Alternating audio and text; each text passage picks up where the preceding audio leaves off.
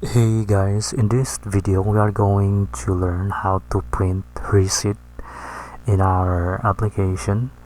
So here is a sample receipt I downloaded from the internet. So here we have details about the orders and then also the order items, then the total, the tax if we have. So let's go back to our apps. First thing we need to do is let's create a new file. Let's call this one reset.php, and inside let's add the HTML code.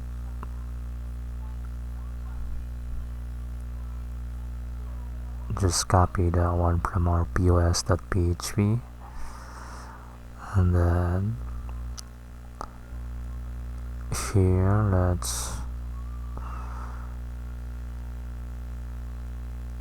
insert inside. So let's just visit first, see if it works, or so it's empty.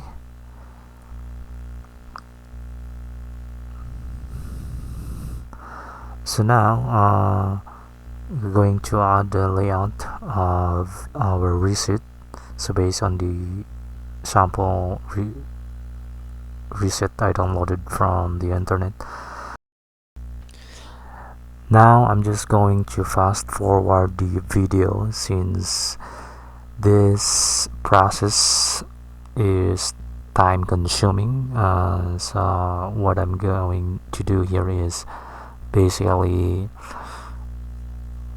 creating the layout and then also add styling to our layout, to the layout of the receipt page.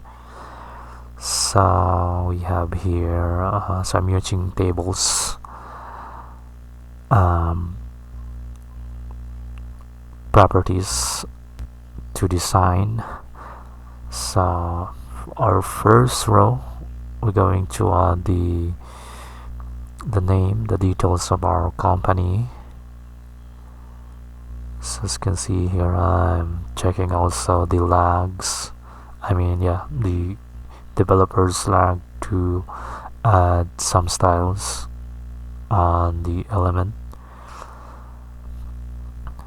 So as company name, we have also the details of the customer. Let's also add that section.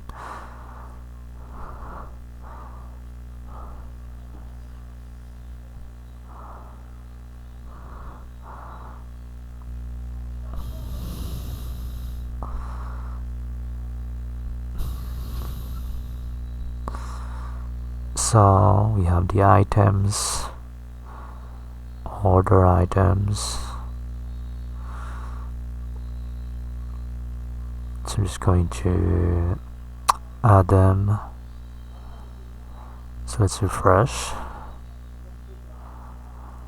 As you can see, we have these details. Let's add the total.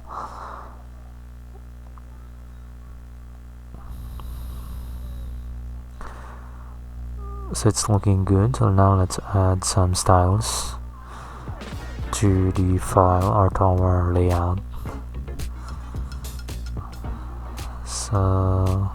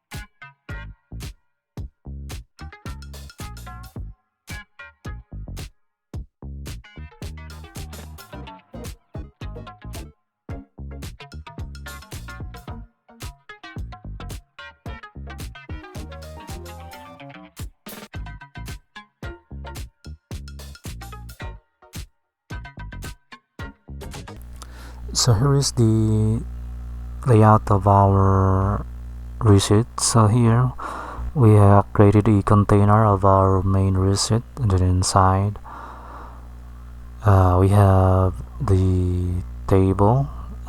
So the first section or the row, we have the IMS, which is the company details. We have the address and then the postal code.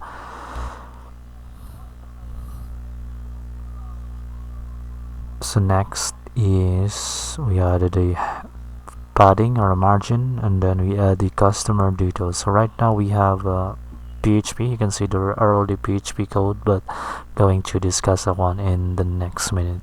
So we also have the order receipt, the order details. So here, so this one, the order details, and then here we have the items table. And then, so as you can see here, I already added the PHP code, so I'm going to discuss on how I added that one, the process on how I add that one. And then finally is we have the total, the tendered, and then the change. So now back on our page, so basically what we want to do here is we need to pass the sales ID or the receipt ID. So once they enter or add a new order, so they check out, the cashier will add details, the amount. So once inside here, we'll need to add a link to our receipt page, and then we're going to pass the sales ID, so basically the order ID. In that page it becomes the receipt ID. So here on our, so you can see that let's add a PHP file, PHP code, script rather. We need to pull the customer's data. So going back to the product.php file, let's add a new file, and then here let's create a file called print.php, or maybe let's do the order.php or the sale.php, and inside let's add a connection. Then here let's create a function that get the sale customer data. So here to do that one, we need to just copy some of our codes. So here this is the get the sale customer. To connection. So this connection, we're going to use the POS connection, which is this one, so con POS. The statement, so I'm going to select from our customers table. So the get customer, we can pass the customer ID. So let's just create first the sale data. So here, let's call that function customer data. So get sale customer, then we pass the customer ID. So we need to pull first the sale data. So again, let's add the connection on POS. The statement is going to select all from our sales where sales.id is equals to the sale ID. So from the parameter, now let's execute, and then let's fetch. So let's try to dump. Then here we are going to pass or get that using the get function or the get variable we can use. So let's include the sale.php. So we have an error, should be a receipt ID. So as you can see, we pulled the sale data. So now customer ID going to fetch from the sale, and then we'll add the customer ID. So here let's update the customer's code. So I'll select all from customers where ID equals customer ID, and then let's return the one. So let's refresh. So let's try to refresh. So as you can see, it returns the customer's data. So next is going to pull the order items data. So let's just grab this one. Then here let's create functions to get order items. So we're going to create that one, and then it accepts the sale ID.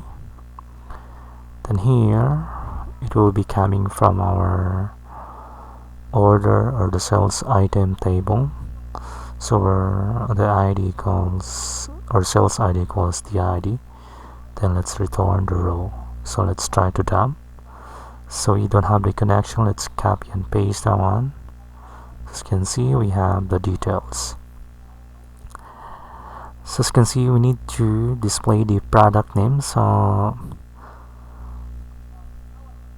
this, let's create the variable items data and loop through the items array, and then here the product ID, we need to fetch it from our inventory table. So let's fetch the, so let's just check our codes, just copy and then paste. It's easy for us. So here let's paste. So here we need to add the connection for our inventory, and we're going to pull it from the products. Let's just select the product name, and then there should be a product, replace some variables. So as you can see, it is returning the product name. So inside the items data, let's dump first which data you can use. So here let's just make the ID. So actually product name, and then item style first. So there's an error. So here it should be item and then the ID. So as you can see, product name is returned. So now let's return the sales data, the items data, and then the customers data. So let's just dump the sales data. See, so as you can see here, the data are captured. So now we can do sales data and use the key customer.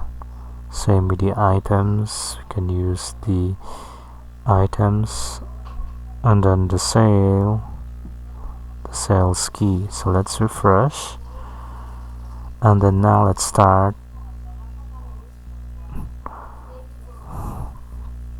bar dumping the data. So here let's refresh with the data from our server. So let's beautify this one, proper alignment.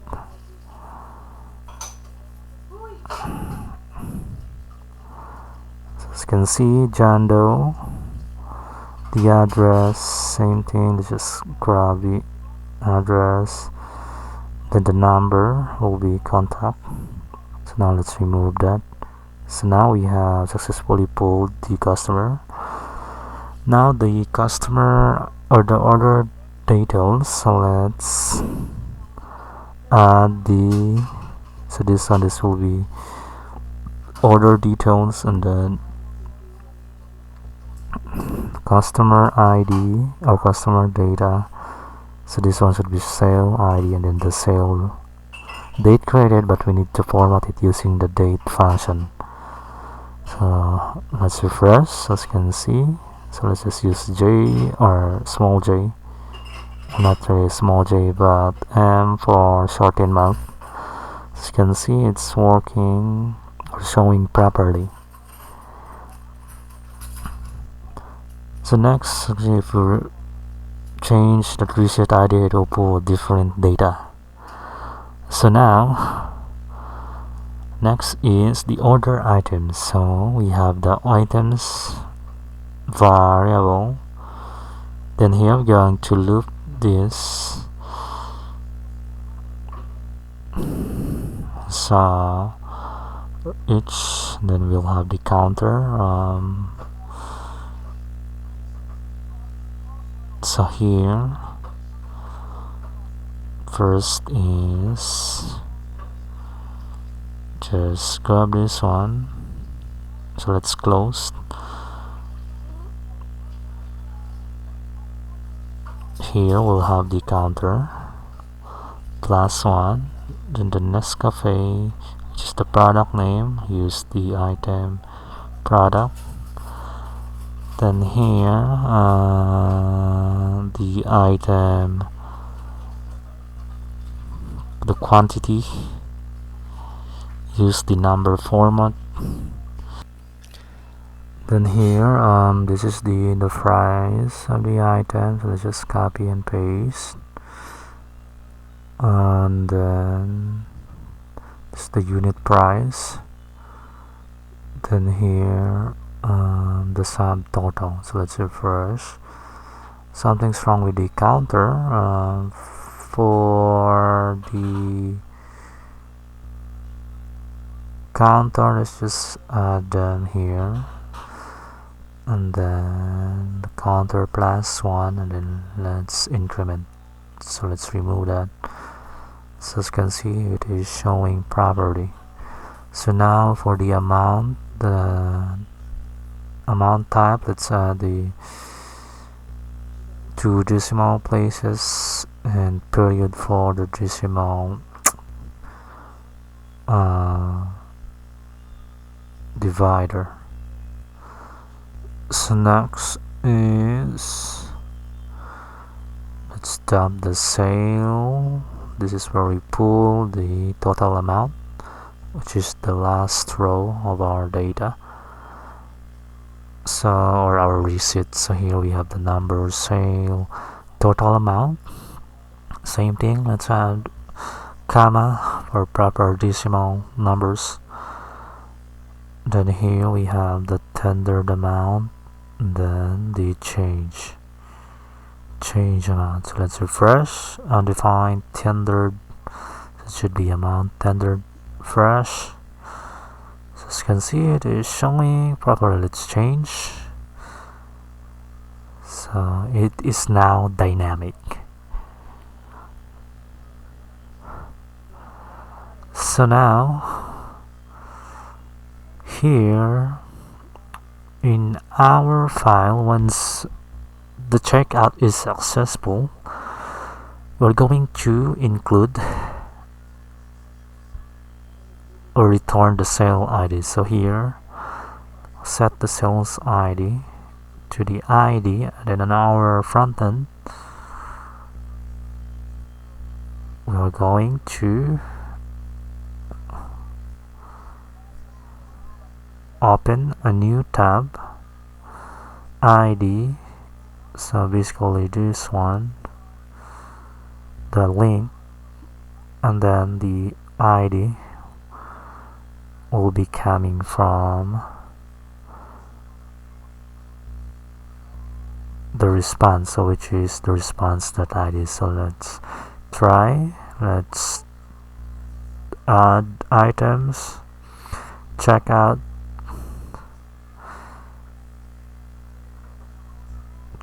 OK. So as you can see, it redirect us to the print receipt page. So finally, in our receipt page, we're going to add this window.print, so that will automatically trigger the printing of the page. So let's try again. Checkout, enter the details, the customer details, the amount. When we check out, click OK. So as you can see, it shows us the receipt.